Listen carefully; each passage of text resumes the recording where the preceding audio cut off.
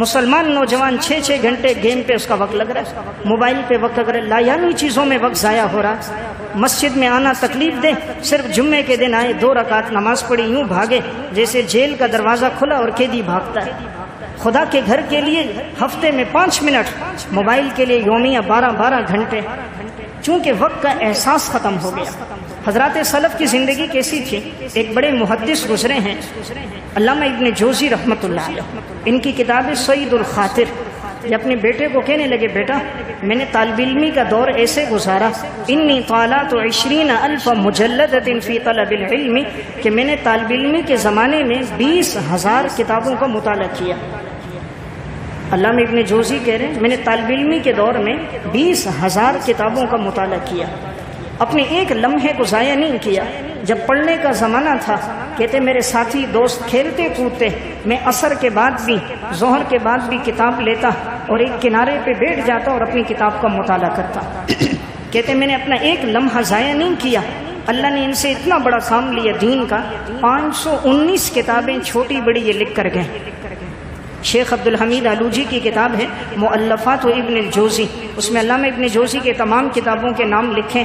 ایک کتاب اس وقت المنتظم فی تاریخ الامم والملوک 19 جلدوں میں، قرآن کی تفسیر زاد المسیر فی علم تفسیر 7 جلدوں میں، موضوع روایات پر الموضوعات 4 جلدوں میں، ہر فن پر لکھ کر گئے۔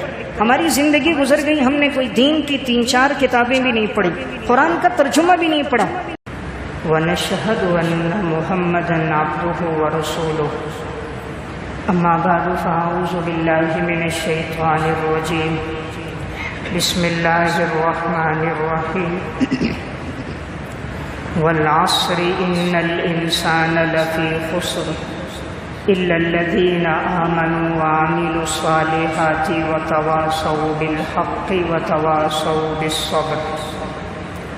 وقال النبي صلى الله عليه وسلم نعمتان مغبون فيهما كثير من الناس الصحة والفراغ۔ صدق اللہ العظیم۔ میرے انتہائی واجب الاحترام قابل صد احترام بھائیوں، دوستوں اور بزرگوں، قرآن کریم میں اللہ رب العزت ارشاد فرماتے ہیں والعصر، قسم ہے زمانے کی، ان الانسان لفی خسر، یقیناً تمام انسان خسارے میں ہیں، الا الذین آمنوا وعملوا الصالحات، سوائے ان لوگوں کے جو لوگ ایمان لے کر آئے اور جنہوں نے نیک اعمال کیے، وتواصوا بالحق وتواصوا بالصبر، اور جو ایک دوسرے کو حق بات کی وصیت کرتے ہیں، حق بات کی طرف دعوت دیتے ہیں اور ایک دوسرے کو صبر کی وصیت کرتے ہیں۔ تو اس صورت میں اللہ رب العزت نے 4 باتیں بیان فرمائیں کہ تمام انسان خسارے میں ہیں، اور کامیاب انسان وہ ہے جس کی زندگی میں 4 باتیں ہوں۔ نمبر 1 ایمان لے کر آئے، نمبر 2 نیک اعمال میں اپنی زندگی گزارے، نمبر 3 ایک دوسروں کو حق کی، خیر کی، دین کی دعوت دے، امر بالمعروف کرے، منکر کاموں سے لوگوں کو منع کرے، اور نمبر 4 ایک دوسرے کو صبر کی وصیت کرے۔ یعنی جب انسان دین پہ لگے گا تو آزمائشیں اور تکلیفیں آئیں گی، تو ان تکلیفوں پر وہ صبر و استقامت کا مظاہرہ کرے۔ قرآن کریم کی صورت میں اللہ تعالیٰ نے سب سے پہلے جو قسم کھائی وہ ہے والعصر، زمانے کی قسم۔ اللہ تعالیٰ نے انسان کو جتنی نعمتیں دی ہیں، ان تمام نعمتوں میں ایک سب سے بڑی اور اہم نعمت وہ وقت کی نعمت ہے۔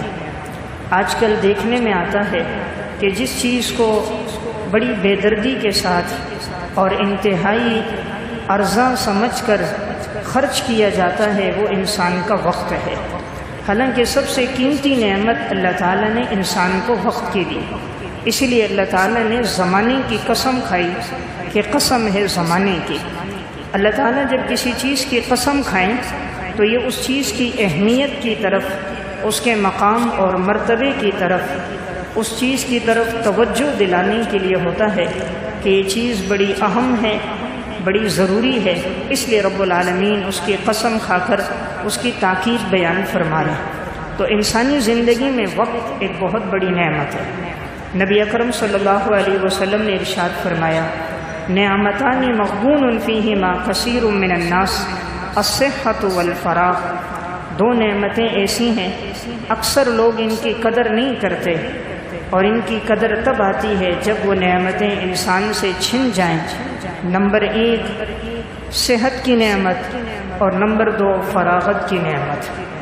ان دو نعمتوں کی قدر تب ہوتی ہے جب یہ نعمتیں انسان کے پاس نہ ہوں، یعنی صحت نہ ہو اور انسان بیمار ہو جائے، فرصت کے لمحات نہ ہوں اور انسان مشغول ہو جائے، اس وقت قدر آتی ہے کہ فراغت اور تندرستی اللہ تعالیٰ کی طرف سے کتنی بڑی نعمت ہے۔ آج کل ہم معاشرے میں یہ دیکھ رہے ہیں کہ لوگ وقت کو بڑا ضائع کرتے ہیں، کوئی موبائل پر بیٹھا وقت ضائع کر رہا ہے، کوئی دوستوں کی گپ شپ ہو رہی ہے اس میں وقت کو ضائع کر رہا ہے۔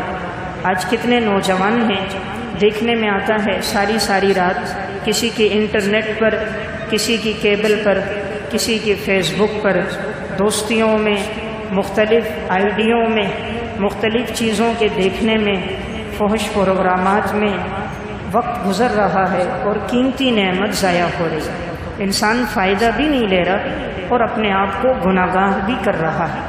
آج کتنے ہیں جن کا وقت پورے دن میں 24 گھنٹوں میں 14 16 گھنٹے موبائل پر، دوستوں میں، گپ شپ میں، بازاروں میں، لایانی باتوں میں، بے مقصد گفتگو میں گزر جاتی ہے۔ یہ احساس بھی نہیں ہوتا کہ ہماری زندگی کے لمحات گزر رہے ہیں اور کل ہم نے ان کا حساب دینا ہے۔ حدیث میں آتا ہے، نبی اکرم صلی اللہ علیہ وسلم نے ارشاد فرمایا، ابن آدم کے قدم اس وقت تک اپنی جگہ سے نہیں ہٹ سکیں گے جب تک کہ اس سے 5 باتوں کے بارے میں سوال نہ ہو جائے۔ ان میں سے ایک سوال یہ بھی ہونا ہے، ہم نے تمہیں زندگی دی تھی، تم نے اس زندگی کو کہاں استعمال کیا؟ اس لیے حدیث میں آتا ہے 5 چیزوں کو 5 سے پہلے غنیمت سمجھو، جوانی کو بڑھاپے سے پہلے، صحت کو تندرستی سے پہلے، فراغت کو مشغولیت سے پہلے، اور زندگی کو موت سے پہلے، اور اللہ نے جو وسعت مالداری دی ہو اس کو تنگ دستی سے پہلے غنیمت سمجھو۔ تو معلوم ہوا کہ وقت ایک بڑی نعمت ہے، لیکن آج کے معاشرے میں وقت کی قدر و قیمت نہیں ہے۔ آج دیکھنے میں آتا ہے کوئی 10 بجے اٹھتا ہے صبح، کسی کی صبح 12 بجے ہوتی ہے، نہ فجر کی نماز، نہ اشراق، اور نہ قرآن کی تلاوت، نہ ذکر و اذکار۔ کسی کے دن میں 24 گھنٹوں میں 12 اور 14 گھنٹے سونے میں گزر رہے ہیں، کسی کا وقت موبائل پہ گزر رہا ہے، کسی کا وقت رقص و سرور کی محفلیں دیکھنے میں گزر رہا ہے، کوئی سیاسی تبصروں تجزیوں میں اپنا وقت ضائع کر رہا ہے، کسی کا وقت ٹیلی ویژن کے سامنے بیٹھا میچ دیکھ رہا ہے۔ 10 گھنٹے 12 گھنٹے گزر جاتے ہیں، کوئی فائدہ نہیں ہوتا۔ صبح سے شام تک 10 گھنٹے ٹیلی ویژن کے سامنے گزارے، نتیجہ کیا نکلا؟ دوسروں نے رشوت لی، وہ ہار گئے۔ اس دوران ہمارا کتنا قیمتی وقت ضائع ہوا، نمازیں بھی چلی گئیں، فرض نمازیں چھوٹ گئیں، حقوق واجبہ ہم سے چھوٹ گئے۔ اس دوران اسکرین پر غیر محرم عورتوں کو دیکھتے رہے، تو اس وجہ سے انسان گناہ کبیرہ کا مرتکب ہو گیا۔ 10-12 گھنٹے ضائع ہو گئے، احساس بھی نہیں ہوا۔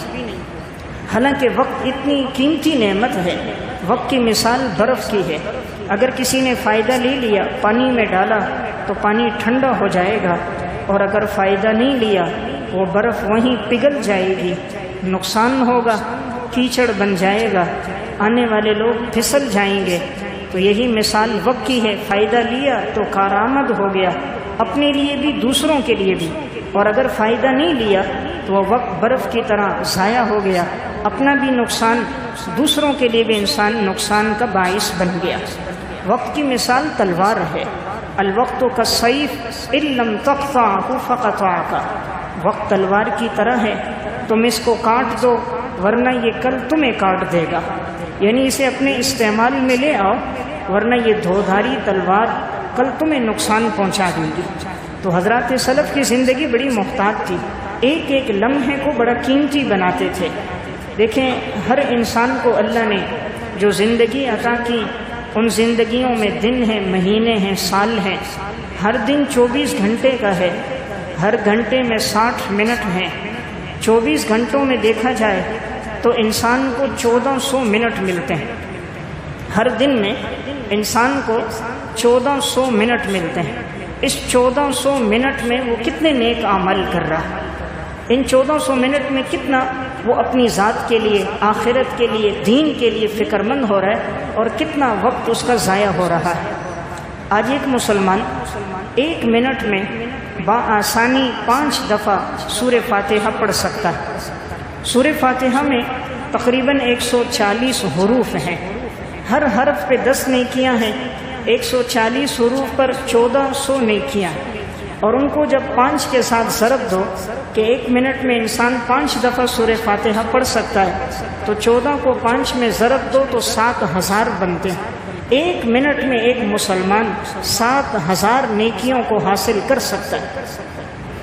لیکن کتنے افسوس کی بات، یہ منٹ نہیں، پورا گھنٹہ اس کا موبائل پر لایانی چیزوں میں ضائع ہو جاتا ہے۔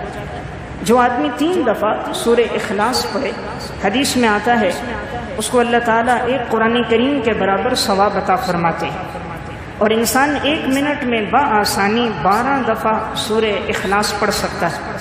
تو اگر وہ 12 دفعہ پڑھتا ہے تو اس کو 4 قرآن کریم کے پڑھنے کا ثواب مل گیا۔ اگر 3 دفعہ بھی پڑھتا ہے تو اس کو 1 قرآن کا ثواب، 6 دفعہ 2 قرآن کا ثواب، 12 دفعہ 4 قرآن کا ثواب۔ تو 1 سے 1.5 منٹ میں ہم 12 دفعہ سورہ اخلاص پڑھ کر 4 قرآن کریم کا ثواب حاصل کر سکتے ہیں۔ لیکن افسوس کی بات ہے ہمارا وقت اس پہ نہیں لگتا۔ قرآن کریم کے ایک صفحے میں تقریباً 250 حروف بنتے ہیں، ایک حرف پہ 10 نیکیاں ہیں، 250 حروف پر 2500 نیکیاں ہیں، اور ایک صفحے کے پڑھنے پر 1.5 سے 2 منٹ لگتے ہیں۔ اگر حافظ ہے تو اس کا 1 منٹ لگتا ہے، حافظ تو 1 پاؤ 5 منٹ میں پڑھ لیتا ہے، 1 سپارہ 17 سے 18 منٹ میں حافظ قرآن پڑھ لیتا ہے۔ غیر حافظ 1.5 منٹ 2 منٹ میں 1 صفحہ پڑھ سکتا ہے۔ تو ایک صفحے میں تقریباً 250 حروف، ہر حرف پہ 10 نیکیاں، تو 250 پر 2500 نیکیاں۔ 1.5 منٹ میں ایک مسلمان 2500 نیکیاں حاصل کر سکتا ہے، لیکن افسوس کی بات اس کا 1.5 منٹ نہیں، گھنٹوں وقت موبائل پہ ضائع ہو جاتا ہے۔ تو میں عرض کر رہا ہوں وقت کتنی قیمتی نعمت ہے، لیکن جتنی بے دردی کے ساتھ آج معاشرے میں وقت کا ضیاع ہے کسی چیز کا نہیں۔ حدیث میں آتا ہے نبی اکرم صلی اللہ علیہ وسلم نے ارشاد فرمایا، کلمتان حبیبتان الی الرحمن خفیفتان علی اللسان ثقیلتان فی المیزان سبحان اللہ وبحمدہ سبحان اللہ العظیم۔ 2 کلمے ایسے ہیں جو زبان پر بڑے ہلکے ہیں لیکن نامہ اعمال میں بڑے وزنی ہیں۔ زبان پر پڑھنا بہت آسان ہے، ثقیل نہیں ہے، لیکن جب کل قیامت کے دن تولا جائے گا ان کا وزن بہت زیادہ ہوگا۔ اور یہ 2 کلمے اللہ کو بہت پسند ہیں، اور وہ ہیں سبحان اللہ وبحمدہ سبحان اللہ العظیم۔ انسان بآسانی 1 منٹ میں 10 سے 12 دفعہ ان کلمات کو پڑھ سکتا ہے۔ حدیث میں آتا ہے نبی اکرم صلی اللہ علیہ وسلم نے ارشاد فرمایا، من صلی علیہ واحدۃ صلی اللہ علیہ عشرہ، جو میرے اوپر 1 مرتبہ درود پڑھے گا اللہ تعالیٰ اس پر 10 مرتبہ رحمت نازل فرمائیں گے۔ اور ایک حدیث میں آتا ہے اللہ اس کے 10 گناہ معاف کریں گے، 10 درجات کو اللہ بلند کریں گے۔ اب ایک آدمی حضور پر اگر درود پڑھے، اگر درود ابراہیمی بھی پڑھے، تو 1 منٹ میں بآسانی وہ تقریباً 8 سے 10 دفعہ پڑھ سکتا ہے۔ اگر وہ 10 دفعہ پڑھ لیتا ہے 100 نیکیاں مل گئی، 100 گناہ معاف ہو گئے، 100 درجات بلند ہو گئے۔ لیکن ہمارا یہ 1 منٹ نہیں، گھنٹوں وقت ضائع ہو جاتا ہے، ہمیں احساس تک نہیں ہوتا۔ جنت کے خزانوں میں سے خزانہ حدیث میں آتا ہے لا حول ولا قوت الا باللہ۔ ایک انسان بآسانی 2 سے 2.5 منٹ میں 100 دفعہ اس کو پڑھ سکتا ہے، جنت کے خزانوں کو حاصل کر سکتا ہے۔ لیکن 2 منٹ نہیں، 2.5 گھنٹے موبائل پہ لگ جاتے ہیں، 2 منٹ کا وقت انسان کے پاس نہیں کہ وہ یہ ذکر کر سکے۔ تو میرے کہنے کا مقصد یہ ہے آج کے دور میں جس چیز کا ضیاع سب سے زیادہ ہے وہ وقت ہے۔ جب سے موبائل آیا آج کا نوجوان بوڑھا، تعلیمی یافتہ ان پڑھ، چھوٹا ہو یا بڑا ہو، جاہل ہو یا تعلیم سے وابستہ ہو، ہر ایک کا وقت سب سے زیادہ جس چیز میں صرف ہو رہا ہے وہ موبائل پہ صرف ہو رہا ہے۔ آنکھ کھلتی ہے تو موبائل، جب تک آنکھ بند نہیں ہوتی تو موبائل، یہاں تک کہ مسجد میں بھی ہاتھ میں موبائل ہے، تو قیمتی وقت اس میں ضائع ہو گیا، اور یہ وقت ہمارا ذکر و اذکار میں، تلاوت میں، کسی دین کے اخروی کام میں صرف نہیں ہوتا۔ صرف نے حضرات صحابہ نے، سلف نے اپنے وقت کو کیسے گزارا، میں چند واقعات عرض کروں گا۔ حضرات علماء اور محدثین نے کیسی زندگی گزاری تھی اور ہم کیسی زندگی گزار رہے ہیں۔ حضرت عبداللہ ابن مسعود رضی اللہ تعالیٰ عنہ کا قول ہے، امام احمد نے الزہد میں لکھا، فرماتے ہیں مجھے بہت افسوس ہے اس آدمی پر جس کی زندگی کا ایک لمحہ ضائع ہو اور وہ کوئی ایسا کام نہ کرے جس میں اس کو دین کا یا آخرت کا کوئی فائدہ ہو۔ اگر اس کو کوئی نفع نہیں ہے اس کام میں اور وہ اپنا وقت ضائع کر رہا ہے تو ایسے آدمی پر مجھے بڑا افسوس ہے۔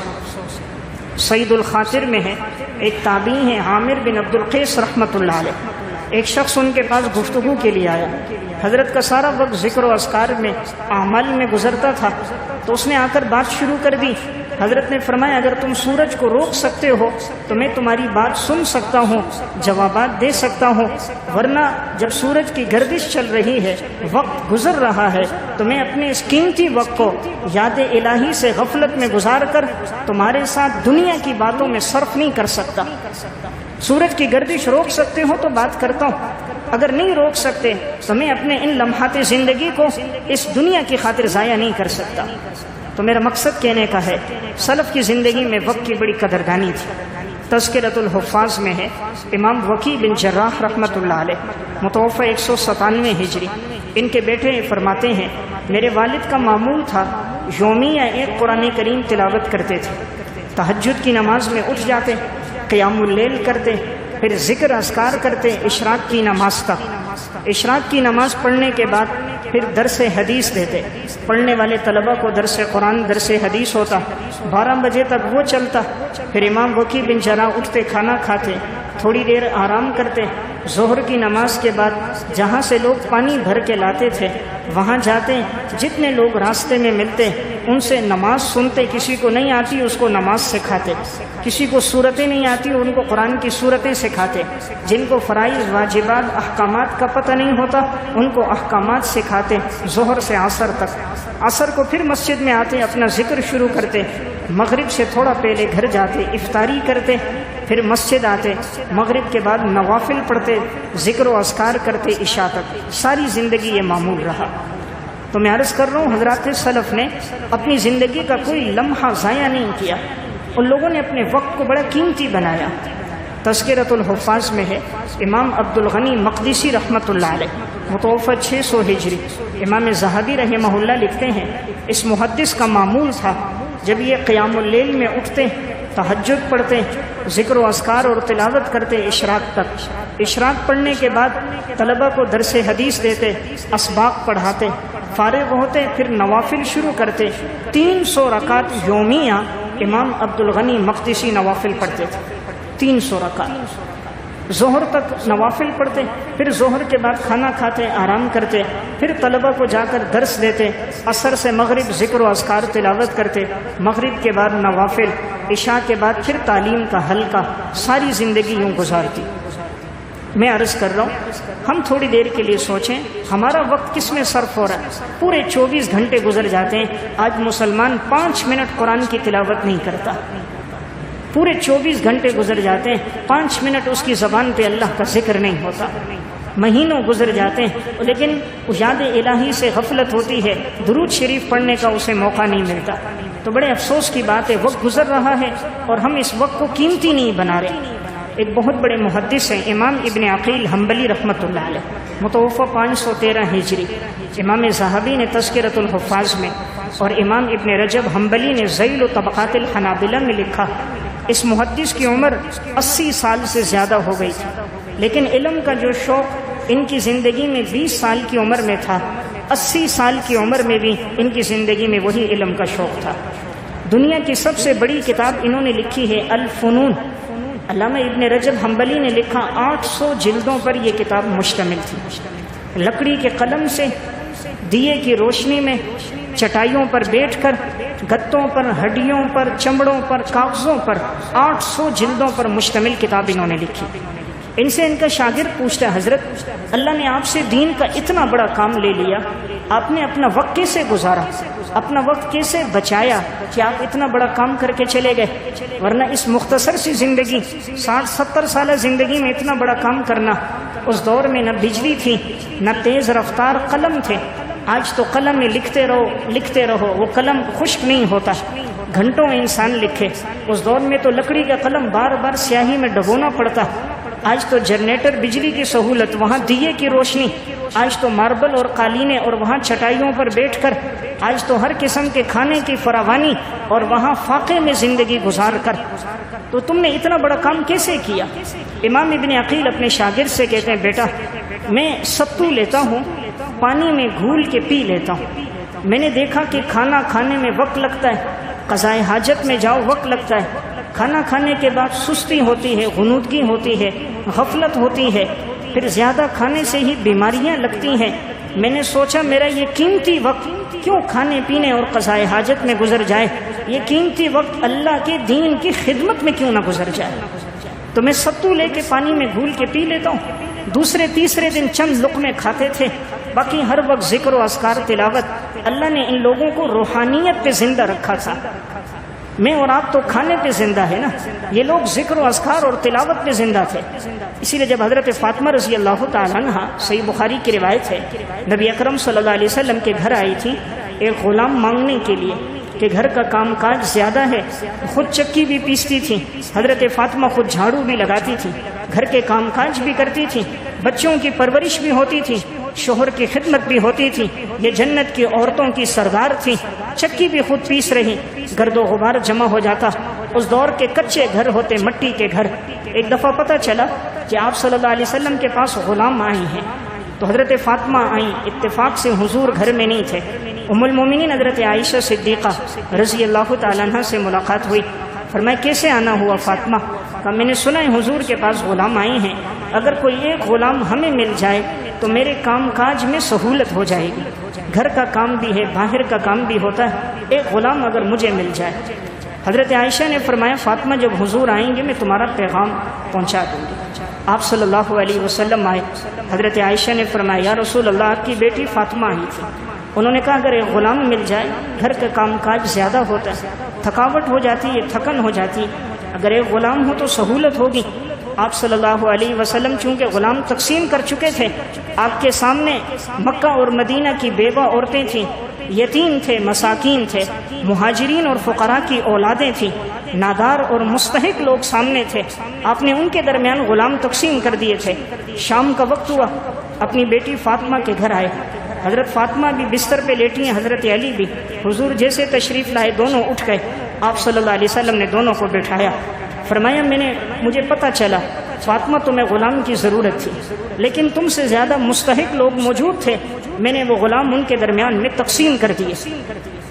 میں تمہیں ایک ذکر بتا رہا ہوں، فاطمہ جب رات سونے کا وقت ہو 33 مرتبہ سبحان اللہ پڑھنا، 33 مرتبہ الحمدللہ پڑھنا، 34 مرتبہ اللہ اکبر پڑھنا، انشاءاللہ یہ تمہارے لیے کافی ہوگا۔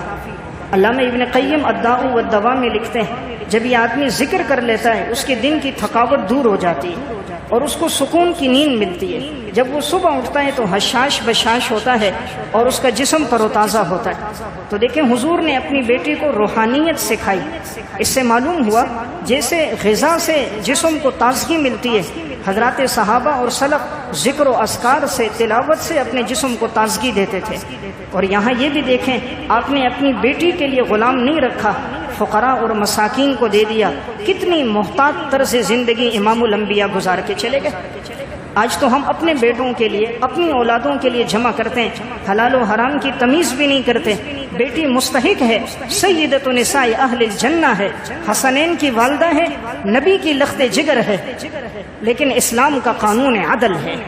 آپ نے اوروں کو دیا، اپنی بیٹی کو وظیفہ سکھایا۔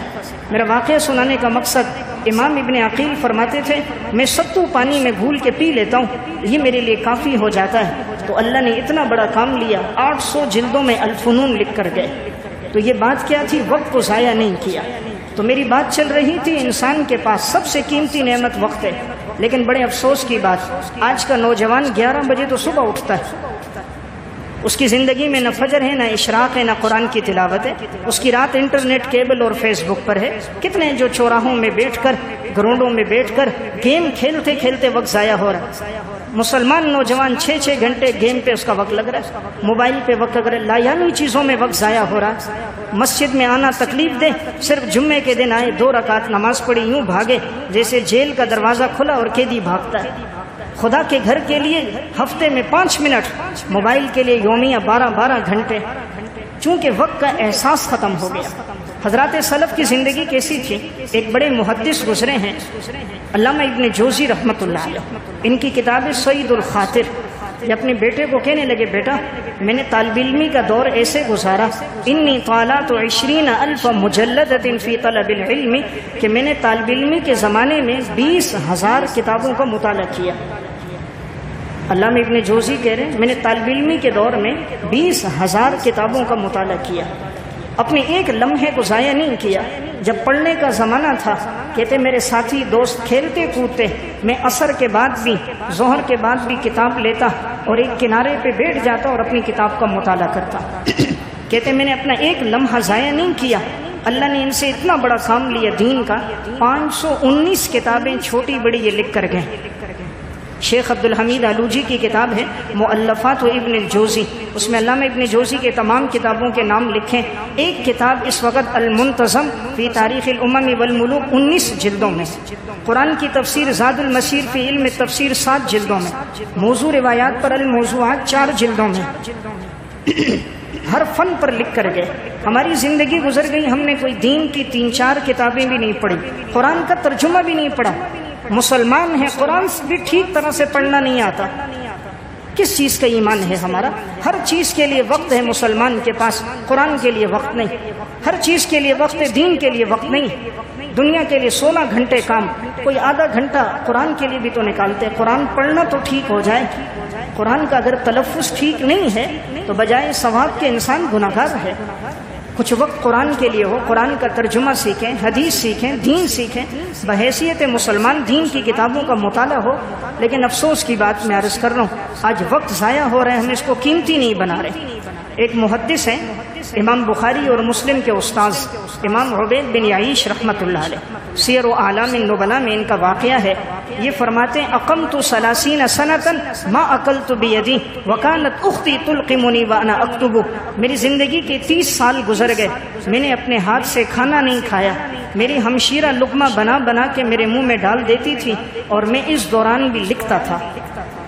زندگی کے 30 سال گزر گئے، ما اکلت بیدی، میں نے اپنے ہاتھ سے کھانا نہیں کھایا، وکانت اختی تلقمنی، میری ہمشیرہ لقمہ بنا کے میرے منہ میں ڈال دیتی، وانا اکتب، میں اس دوران بھی لکھتا تھا، صرف اس وجہ سے کہ اگر میں خود کھانا کھاؤں گا، کھانا کھانے میں وقت لگے گا، کیوں نہ میرا یہ وقت حدیث کی خدمت میں گزر جائے۔ 30 سال تک اس محدث نے اپنے ہاتھ سے کھانا نہیں کھایا۔ کہتے ہیں جس دن میری ہمشیرہ بیمار ہوتی، کوئی ان کا ضروری کام ہوتا، وہ چلی جاتی، تو میں اس دن کا کھانا ترک کر دیتا تھا کہ کھانا کھانے میں وقت لگے گا، کیوں نہ یہ وقت دین کی خدمت میں لگ جائے۔ ہم سوچیں ہم نے دین کے لیے کیا کام کیا، ہم نے اللہ کے دین کی کون سی خدمت کی ہے؟ تو شاید ہماری زندگی کا ایک دن ایسا نہیں ہے کہ جو صبح سے لے کر رات تک دین کی یادگاری کے لیے گزرا ہو، درد دل میں گزرا ہو کہ کاش کوئی بے نمازی نمازی بن جائے، کوئی دین سے دور دین پہ لگ جائے، کوئی فاسق فاجر توبہ کرنے والا بن جائے۔ کوئی دن ایسا گزرا، دنیا کے نفع کی کتنی کوشش ہے، 2 ہیں 4 ہو جائیں، 4 ہیں 6 ہو جائیں، کبھی یہ کوشش نہیں کہ جو بے دین ہے وہ دین پر آ جائے۔ آج تو مسلمان رکاوٹ ہے، فیکٹری میں اعلان ہے جی نماز کے لیے نہیں جاؤ گے، کتنے جو آ کر بتاتے ہیں جی منع کرتے ہیں، نماز پڑھنے نہیں دیتے، نماز کے لیے جائیں جی 10 منٹ میں واپس آؤ گے، نہیں آئے تو پیسے کاٹ دیتے ہیں۔ آج کا مسلمان لوگوں کو فرض نماز سے روک رہا ہے، پھر کاروبار میں کہاں سے برکت ہوگی، تجارت کہاں سے فروغ پائے گی؟ جس نماز کے لیے بیت اللہ کا طواف رک سکتا ہے، اس نماز کے لیے فیکٹری بند نہیں ہو سکتی، اس نماز کے لیے دکان تھوڑی دیر بند نہیں ہو سکتی۔ ام المومنین حضرت عائشہ صدیقہ فرماتی ہیں حضور ہمارے ساتھ گھر کے کام کاج میں ہوتے لیکن جب اذان کی آواز سنتے تھے ایسا لگتا تھا حضور ہمیں پہچانتے ہی نہیں ہیں، سب کام کاج چھوڑ کر مسجد چلے جاتے۔ اذان کے بعد مسلمان کا ایک کام ہے مسجد جانا، اس کے بعد اس کا کوئی اور کام نہیں۔ سب سے پہلے مسلمان، سب سے پہلے ایمان، دنیا بعد میں ہے۔ اگر یہی چیز ذہن میں آ جائے اللہ ضرورتوں کو غیب کے خزانے سے پورا کرتا ہے۔ تو میں عرض کر رہا تھا سلف کی زندگی میں وقت کی قیمت، 30 سال تک اس محدث نے اپنے ہاتھ سے کھانا نہیں کھایا کہ میں کوئی حدیث کی خدمت کر کے چلا جاؤں۔ یہ لوگ کتنی قربانیاں دے کر گئے۔ ایک محدث ہیں امام ابن ابی حاتم رازی، ان کے والد امام ابو حاتم رازی رحمۃ اللہ علیہ الجرح و تعدیل کے مقدمے میں اور تذکرۃ الحفاظ میں کہتے ہیں جب میں علم حدیث کے سفر میں نکلا 213 ہجری تھی، جب میں واپس آیا 221 ہجری تھی، یعنی ان کو 8 سال لگے ہیں اور اس دوران یہ 1000 فرسخ پیدل چلے ہیں۔ 1 فرسخ 3 میل بنتا ہے، 1000 فرسخ 3000 میل بنتے ہیں، تو حدیث کا علم حاصل کرنے کے لیے 3000 میل کا پیدل سفر 8 سال کے عرصے میں انہوں نے طے کیا۔ 3000 میل، منہ بولنا آسان ہے، میں نے اور آپ نے شاید 3 میل کا سفر طے نہ کیا ہو۔ 3000 میل کا سفر 8 سال کے عرصے میں طے کیا۔ پھر اللہ تعالیٰ نے ایسا علم ان کو عطا فرمایا، آج یہ فن اسماء الرجال کے امام ہیں۔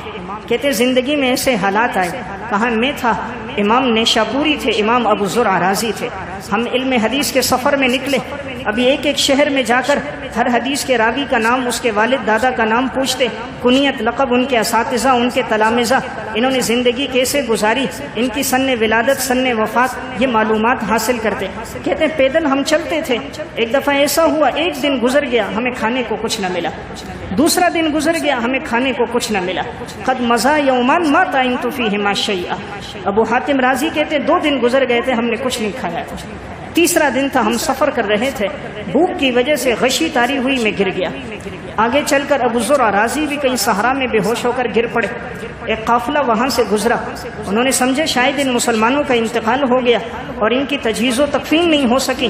قافلے والوں نے پانی گرم کیا کہ ان کو غسل دیں، ابو حاتم کو تختے پہ ڈالا، اوپر سے پانی ڈالا، ایک دم ان کو ہوش آ گیا۔ کسی نے کہا لگتا ہے مردہ زندہ ہو گیا، انہوں نے مسکرا کر کہا میں مردہ نہیں ہوں، بھوک کی وجہ سے غشی تاری ہوئی ہے، میرے ساتھ میرے 2 ساتھی اور بھی ہیں۔ جب ان کو تلاش کیا جنگل میں وہ بھی مل گئے، پانی ڈالا انہیں بھی ہوش آیا، کہا قافلے والوں نے ہمیں کھانا دیا، زاد راہ دیا، ہم نے آگے کا سفر دوبارہ شروع کر دیا۔ اتنی محنتوں کے ساتھ، اتنی قربانیوں کے ساتھ یہ لوگ اپنی زندگی گزار کے گئے۔ آج ہمارے پاس اعلان ہوتا ہے جی درس قرآن ہوگا، 1000 نمازی ہوتے ہیں 4 بھی نہیں بیٹھتے، وہی وقت ان کا باہر ہوٹل میں گزر رہا ہوتا ہے، وہی وقت ان کا باہر موبائل پہ گزر رہا ہوتا ہے، دوستوں میں گزر رہا ہوتا ہے۔ تراویح پڑھنے آتا تھا، دیکھتا تھا تراویح کے اندر 3 صفیں نظر نہیں آتی، بازار کے اندر دیکھو تو ہزاروں لوگ کھڑے نظر آ رہے ہیں۔ آج اللہ کی توفیق نہیں ہے، اصل بات یہ اللہ کی ناراضگی ہے کہ رب العالمین نے ہمیں عبادت سے، اعمال سے دور کر دیا، لایانی چیزوں میں ہمارا وقت ضائع ہو رہا ہے۔ تو سلف کی زندگی عرض کر رہا تھا، ان کو وقت کی کتنی قدردانی تھی، وہ اپنا ایک لمحہ ضائع نہیں کرتے تھے۔